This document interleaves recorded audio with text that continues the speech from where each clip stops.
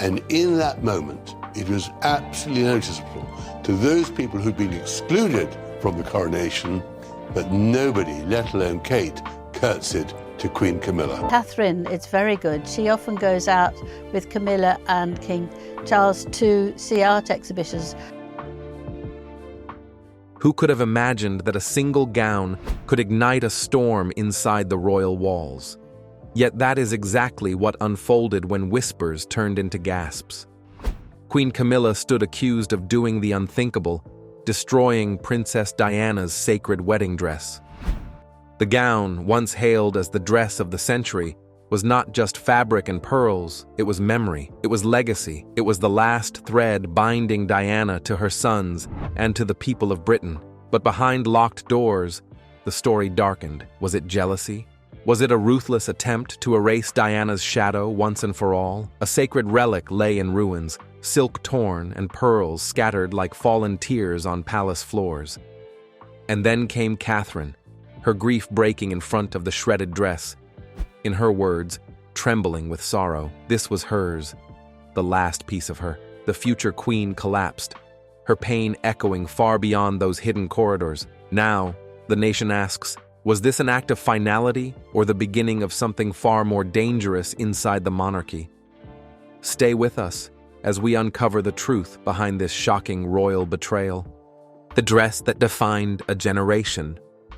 Long before it was ever torn apart, Diana's wedding dress was more than fashion. It was history stitched in silk. On that warm July morning in 1981, as the golden carriage rolled through the streets of London, the world held its breath. It was the wedding scene round the world, a fairy tale it seemed, as Prince Charles married Lady Diana Spencer, the royal fever spreading across the pond all the way to South Boston.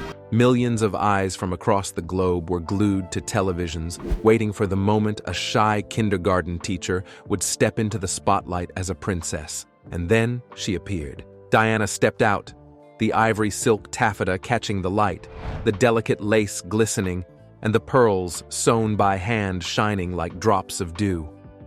The 25-foot train trailed behind her, cascading down the steps of St. Paul's Cathedral like a river of dreams. In that instant, history was written not in ink, but in fabric. But to the people of Britain, it was never just about the beauty of the gown. It carried meaning far beyond style. The dress became a promise, a hope that the monarchy was stepping into a new era. Diana, young and innocent, represented a fresh start, and her gown became the symbol of that dream. Each fold of silk seemed to whisper of romance. Each pearl seemed to carry the weight of destiny. Newspapers didn't just call it the dress of the century, they treated it like a national treasure, something almost sacred. For Diana herself, the gown was deeply personal. It reflected not only her youth and her charm, but her desire to step into her role with dignity and grace. Every time the train swept behind her, it was as though she carried the hopes of her people with her. And after that magical day, the gown stopped being just fabric. It became a memory, one that lived on in photographs, in paintings, and in the hearts of the people who saw her not as a royal figure, but as the people's princess. Inside the palace, the dress was guarded with the same care given to jewels and crowns. It was locked away in a climate-controlled vault, far from light, dust, and time itself. To her sons, William and Harry, it was more than their mother's gown. It was a tangible reminder of her presence, a thread that kept her close even after her passing. And for Catherin, who would later marry William, Prince William and Catherin married on Friday, the 29th of April, 2011. The dress symbolized more than heritage. It was a bridge between her and the woman whose legacy she had quietly taken on. Catherin never met Diana, yet she lived daily in the shadow and light of her memory. For her, the gown was not just history, it was family. That is why its destruction is almost unthinkable. When silk was cut, when pearls scattered across the floor like broken promises, it was not only a dress that was ruined, it was a bridge to the past, severed in an instant. Catherin had dreamed of showing it to her children one day, letting George, Charlotte, and Louis see the gown that changed history. She wanted them to know their grandmother through that fabric, to feel her story in its folds. But now, that chance was torn apart. And beyond Catherine's grief, there was something larger, a national wound. The public had believed the dress was safe forever, a relic preserved for generations. To lose it was to lose a piece of magic, a reminder of when fairy tales seemed possible. It shattered more than silk. It shook the fragile balance between two women who had always been compared. Diana, the eternal princess, loved by millions, and Camilla, the queen who, even in power, still struggles against her shadow. The gown was more than fashion, more than fabric. It was a memory, it was history, and its destruction left a silence louder than words, a silence Britain may never forget. Whispers in the palace. Every palace has its secrets. From the outside, the grand halls of Kensington and Buckingham look untouchable, marble floors polished until they gleam, chandeliers glowing like captured stars, portraits of kings and queens staring down with unblinking eyes. But if you stand long enough in those corridors, you realize something. It isn't footsteps that carry the fastest. It's whispers. Words slip through the walls, float under doors, and travel faster than any royal carriage. And in those whispers, one name never faded: Diana. Camilla may have worn the crown, may have sat beside the king, but in the hearts of the people, Diana was still the eternal princess. Her shadow stretched across the palace gardens, across every balcony appearance, and across every page of the newspapers. Crowds would shout Diana's name when William and Catherin appeared, as if to remind Camilla that no matter how high she climbed, she was still walking in the footsteps of another woman. For Camilla, this was not just an irritation. It was a wound. Every time her face was placed beside Diana's in magazines, the comparison was sharp, merciless. Diana's story was tragedy and romance. Camilla's was scandal and survival. No matter how hard she tried, the two narratives would never sit side by side as equals. And then came Catherin. Graceful, warm, and loved by the public, Catherin became, in the eyes of millions, the true heir to Diana's legacy. She wore her compassion like a crown and her humility like jewels. Side by side with William, she was admired as the princess the monarchy needed for a new age, and for Camilla, that admiration stung. It wasn't just Diana's ghost haunting her anymore. It was Catherin breathing new life into Diana's memory. So the whispers grew. Could it be jealousy? Could it be resentment? Or was it desperation? On one cold evening, palace staff noticed something unusual. The vault, normally sealed tighter than a fortress, had been unlocked. This was no ordinary room. It was the sanctuary where the monarchy kept its most sacred treasures. Letters, jewels, portraits, and among them, the gown that had defined an era, Diana's wedding dress. The servants spoke of a silence that night, heavier than usual, as if the very walls were holding their breath. Guards exchanged glances but said nothing. A figure entered. Hours later, the same figure left, and in the morning, the treasure inside was no longer whole. What had once been ivory silk and hand-sewn pearls lay in tatters. The whispers erupted. No official record marked Camilla's presence, yet the rumors carried her name. She wanted to end it, some said. She couldn't stand Diana living on in fabric. Others believed it was a moment of rage, a storm that had broken after years of being measured against a woman no longer alive to defend herself. And then there were Catherine's tears. They told the story that no announcement ever could. To Catherin, Diana's gown was not just a relic, it was a promise, a memory for her children to inherit, a bridge between the past and the future. Its destruction was more than an act of vandalism, it was a message. Because if Camilla truly had a hand in it, then this wasn't just about fabric, it was about power, about erasing a legacy that refused to bow, about reminding everyone, from William to Catherin, to the public, that only one queen sat on the throne now. The whispers did not fade, they grew louder, they turned into accusations, then into quiet conversations in drawing rooms, and eventually into headlines that dared to ask the question, Had Camilla finally done the unthinkable? And if she had, then the message was clear. Diana's light may have guided the past, but Camilla would not allow it to blind the future. Catherine's shattered heart. It was not the flashing cameras or the press who first learned of the loss, it was Catherin.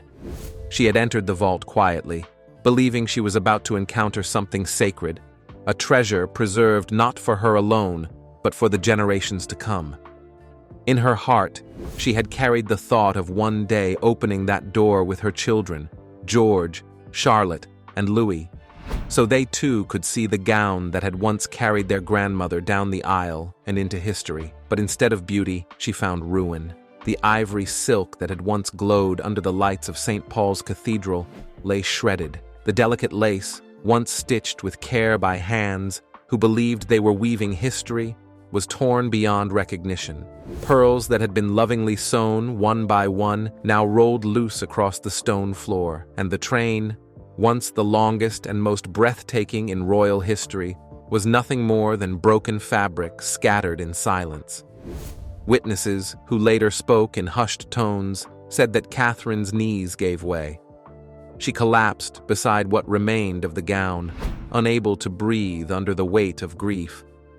Her voice, usually steady and polished, the voice of a future queen, cracked into something fragile and raw.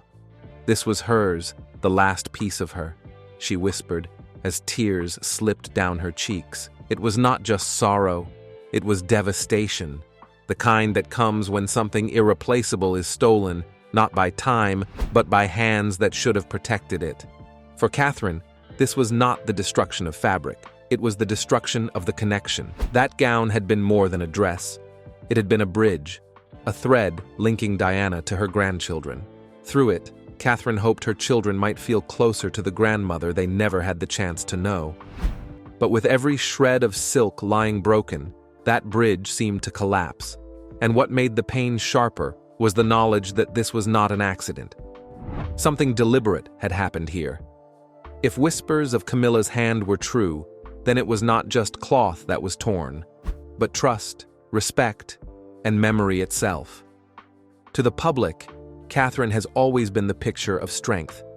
Cameras capture her smiling warmly, handling pressure with elegance, never letting the cracks show. But in that vault, behind those closed doors, she was not a duchess, not a princess, not a future queen. She was simply a daughter-in-law mourning the mother-in-law she never met, but always honored. Her grief did not stay hidden for long. Like echoes bouncing off ancient palace walls, her sorrow spread. Staff whispered of her tears, of the way her sobs seemed to fill the corridors. Soon, the story slipped beyond the palace gates. Catherine's heartbreak became the nation's heartbreak. People who had once adored Diana found themselves weeping again, this time for Catherin, who bore the pain of both past and present. And so the question began to rise, louder with every passing day. How could a queen who once begged for acceptance bring such agony to the woman who symbolizes the monarchy's future? If this was an attempt to erase Diana, it had failed. Instead, it carved her memory deeper into Catherine's heart, into the eyes of her children, and into the soul of Britain itself. William's silent rage. If Catherine's tears were the heart of this tragedy, then William's silence was the fire hidden beneath it. He did not collapse beside the ruined gown as Catherin had. He did not shout or storm through the palace halls demanding answers. Instead, he stood still, shoulders rigid, eyes locked on the pearls scattered across the cold stone floor. Slowly, he bent down and picked one up. It was small, delicate, and yet, in that moment, it felt heavier than any crown he would ever wear. Turning it in his hand, William saw more than a pearl. He saw a fragment of his own childhood, a piece of the woman he lost far too soon. For William, this was never just about fabric or lace. It was about his mother, the figure who had shaped his heart even in her absence, the woman whose memory had carried him through grief, duty, and adulthood. That gown was the dress of a nation, but to him, it was something far more intimate. It was the last piece of her magic, the tangible reminder that once upon a time, Diana had walked into history, not only as a princess, but as his mother. To see it reduced to shreds was like losing her all over again. Those who were present described the air in the vault as unbearably heavy. No one dared to speak. The guards shifted uneasily, servants bowed their heads, and Catherin wept openly. But William remained still, his silence louder than any outburst could have been. Anger burned through him, but it was the kind of anger that did not need words. His clenched jaw, his unblinking stare, the way he held that pearl as though it might slip through his fingers, all of it told the truth. There would be no forgiveness for this act.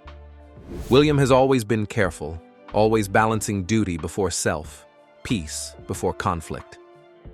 For years, he has walked the fine line between son and heir, husband and prince.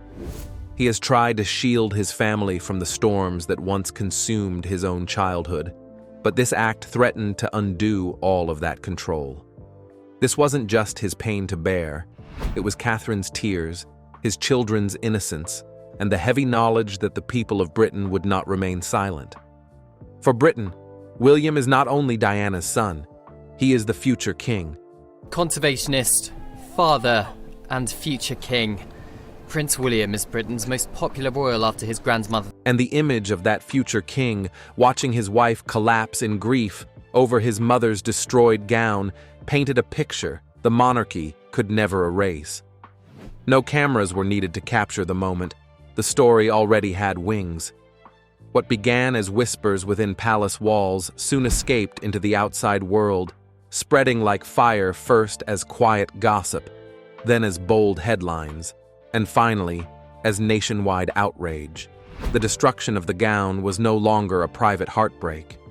It had become a public wound, one that deepened the cracks already visible within the royal family. And William's silence? It was not a weakness. It was a restraint. It was the stillness before thunder, the calm before a storm that Britain had not yet witnessed.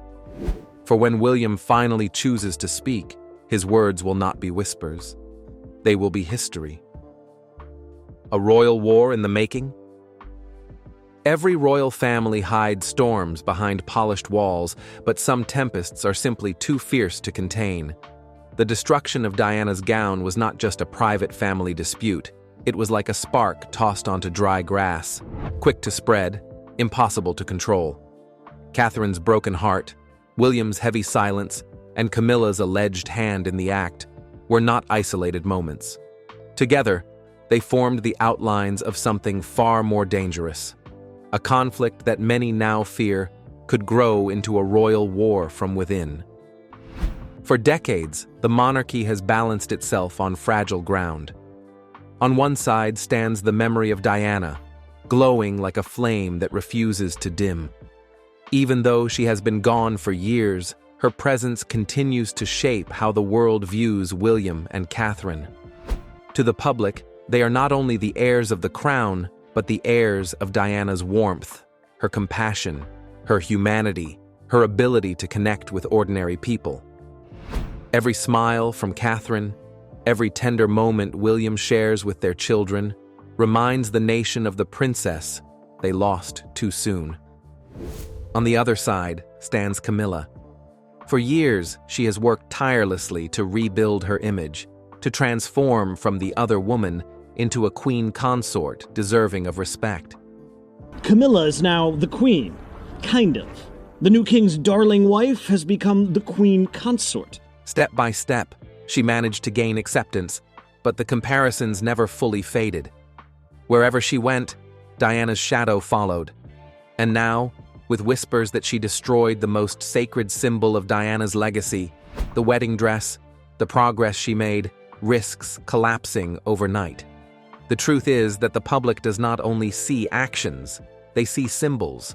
A ruined gown is not simply torn fabric. To millions, it is betrayal. It is disrespectful. It is an attempt to erase a woman who never truly left their hearts. And when those loose pearls and shredded silks made their way into headlines, many Britons felt their suspicions confirmed. They saw not a family united, but a family divided by jealousy and rivalry, still haunted by ghosts of the past. This is why the moment matters so deeply. The monarchy is more than ceremonies and crowns. It is an image carefully shaped for centuries. Yet one act, one dress, has exposed cracks that cannot easily be hidden. Questions now swirl like storm clouds. Will William confront Camilla face to face? Will Catherine's sorrow harden into determination, cementing her even more firmly as Diana's true successor in the eyes of the public? And if the crown appears willing to destroy its own history, how long will the people continue to respect it? These questions are not whispers anymore. They are being shouted from newspapers, debated on television, and spread across every corner of social media. What was once called the dress of the century has now become the centerpiece of a storm that could rattle the very foundation of the throne. Whether this was meant as a final act or simply the beginning of something larger, one truth cannot be denied. Diana's shadow is not fading. If anything, the destruction of her dress has made her presence stronger, her memory sharper, and her influence more powerful than ever before. So, what do we make of it all? A gown, once treasured as a nation's fairy tale, is now remembered as a scene of grief and betrayal.